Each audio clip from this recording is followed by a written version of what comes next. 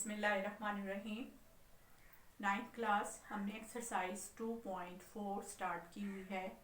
उम्मीद है आपने इसके बाकी पार्ट्स कर रहे होंगे। आज क्वेश्चन नंबर 1 का लास्ट पार्ट 4 पार्ट हम कर रहे हैं, जो कि लॉन्ग क्वेश्चन के लिए है और ये बहुत दफ़ा पेपर में आया हुआ है। इसको हम वेरी वेरी इम्पोर्टेंट कह सकते हैं।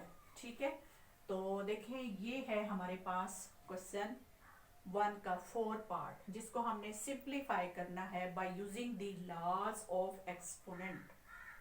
लॉज ऑफ एक्सपोनेंट जो कि मैंने इस एक्सरसाइज को शुरू करने से पहले आपको समझाए थे। अगर आपने वो वीडियो मेरी नहीं देखी तो आप प्लीज़ पहले उसको देखें, ताकि आपको वो लॉज समझ में आ जाए। क्योंकि अगर मैं बार बार आपको हर क्वेश्चन में लॉज समझाऊंगी तो टाइम वेस्ट होगा, इसलिए मैं डायरेक्ट यहाँ पर अब उनको यूज़ कर रही हूँ। तो अगर आपको वो भी क्लियर नहीं हुए हैं तो आप मेरी वो वीडियो ज़रूर देखें। ये ऑब्जेक्टिव्स होती हैं, छोटी छोटी चीज़ें जिनको आपको समझना है। ये समझ आ जाए तो क्वेश्चन आसान हो जाते हैं। तो देखें, यहाँ पर हमारे पास 81 की पावर है n इंटू, ये पॉइंट जो है देखें नीचे लिखा हुआ है, ये मल्टीप्लाई के लिए है, into 3 raise to power 5 minus 3 raise to power 4n minus 1। और ये तो जो चीज़ें प्रोडक्ट फॉर्म में है, कंपोजिट फॉर्म में, उसको हम पहले फैक्टराइज करेंगे। 81 जो है वो 3 के पावर्स में आएगा। 3 3 ज़ा 9, 9 3 ज़ा 27, 27 3 ज़ा 81।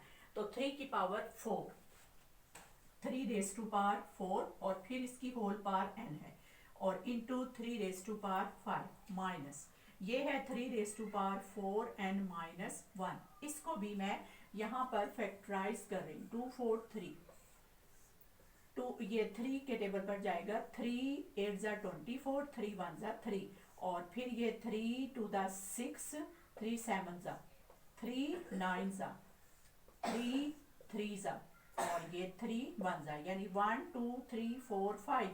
ये जो है इंटू 3 रेज़ टू पावर 5 है इसकी पावर, राइट। और नीचे ये जो 9 है ये भी 3 की पावर 2 है, और फिर उसके बाद ऊपर जो पावर है वो है 2n, फिर है 3 रेज़ टू पावर 3।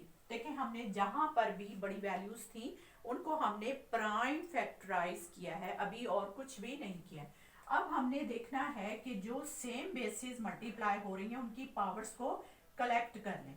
ठीक है, तो ये हो जाएगा 3 रेज़ टू पावर, ये 4n है, 4n into 3 raise to power 5, फिर minus 3 raise to power 4n minus 1 और 3 raise to power 5 over 3 raise to power ये 2n और फिर होल पावर है 2n, तो उसको हम मल्टीप्लाई कर लेंगे। 2 2 ज़ा 4, ये 4n आ जाएगा इंटू 3 रेज़ टू पावर 3।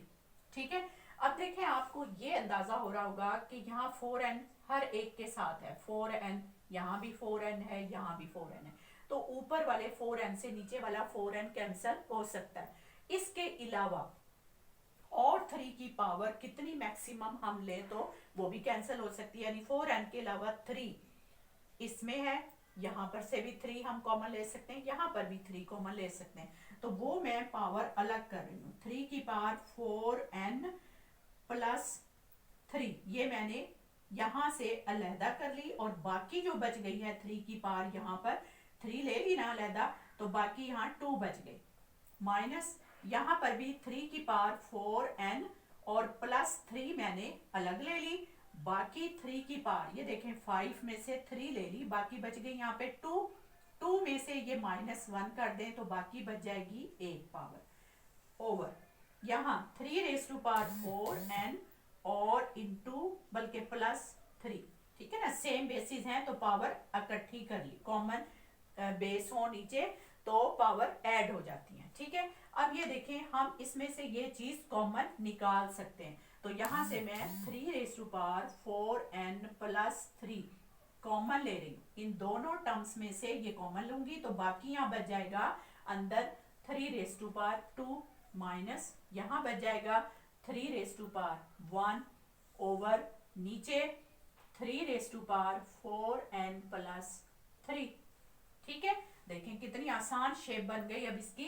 अब ये चीज इससे कैंसल हो जाएगी। एक्सपोनेंशियल लॉ है हमारे पास कि सेम बेसिस हों, सेम पावर्स हों ऊपर नीचे, तो वो हम कैंसल कर सकते हैं। अब हमारे पास बच गई बाकी ये चीज 3 raise to power 2 minus 3 raise to power 1। 3 raise to power 2 क्या होगा, 3 3 जा 9, 9 माइनस ये 3, तो 9 में से 3 निकाल दें, क्या बच जाएगा 6। तो ये हमारे पास इसका आंसर आ गया है 6।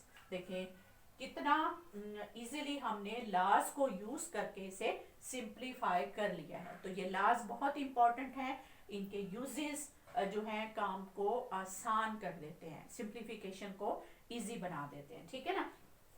ये हमारे पास क्वेश्चन नंबर 1 का 4 पार्ट था जो हमने कंप्लीट किया है। नेक्स्ट हम क्वेश्चन नंबर 2 करेंगे जिसमें एक ही पार्ट है, एक ही क्वेश्चन है। ये भी एग्जाम के पॉइंट ऑफ व्यू से बहुत इंपॉर्टेंट है, तो इस और आसान भी बहुत है, मुश्किल बिल्कुल नहीं है, तो इसको भी आप देखें।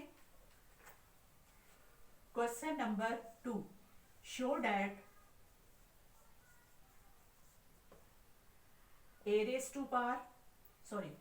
Raise to power a over x raise to power b whole power है a प्लस b मल्टीप्लाई, फिर x raise to power b over x raise to power c whole power है b प्लस c, फिर into x raise to power c over x raise to power a whole power c plus a equal 1।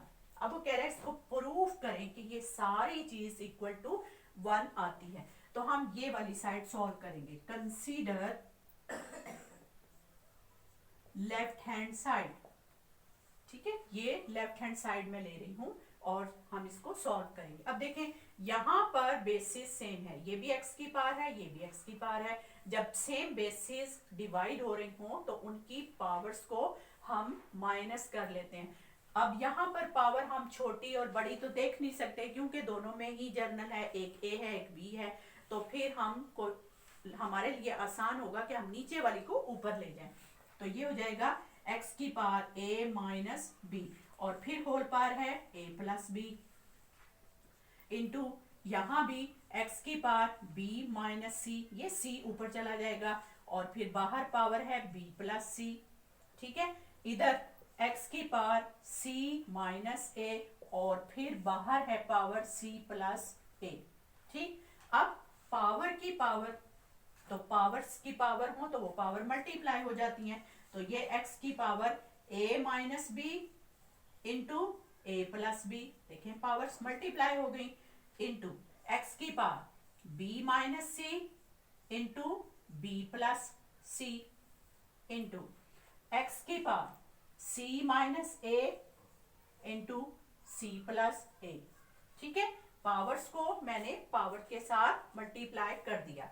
अब ये आपको देख के एक formula याद आ रहा होगा, a minus B into A plus B किसके इक्वल होता है, अलजेब्रा में एक फॉर्मूला है, yes, x raise to power a square minus b square, फिर इंटू x की पावर ये b minus C b plus C है तो b square minus c square into x की power c square minus a square, right. अब सबकी powers multiply हो गई हैं। अब हमने क्या करना है, देखें ये भी x की पावर है, ये भी x की पावर है, ये भी x की पावर है, ये सारे एक्सिस मल्टीप्लाई हो रहे हैं।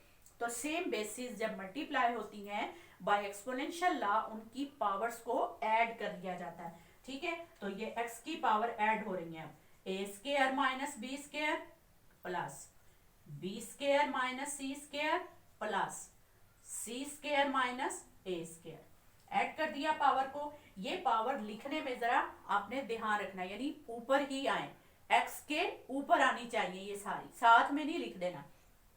अब आपने देखना है कि ये पावर कैसे हम ऐड करें। देखिए a स्क्वायर यहाँ पर और ये माइनस a स्क्वायर, ये कट गया, b स्क्वायर प्लस और माइनस ये कैंसिल हो गया, c स्क्वायर माइनस और प्लस का c स्क्वायर, ये तो सारी पावर कैंसिल हो गई, यानी x की पावर तो 0 रह गई सिर्फ, ठीक है। सारी पावर्स आपस में प्लस माइनस कैंसिल हो गई। अब x की पावर 0 है, तो ये भी हमने एक लॉ पढ़ा था कि जिसकी जिसकी भी पावर 0 होती है वो इक्वल टू 1 होता है, राइट, इज इक्वल टू 1। तो यही तो हमें प्रूफ करना था कि राइट साइड पे 1 है।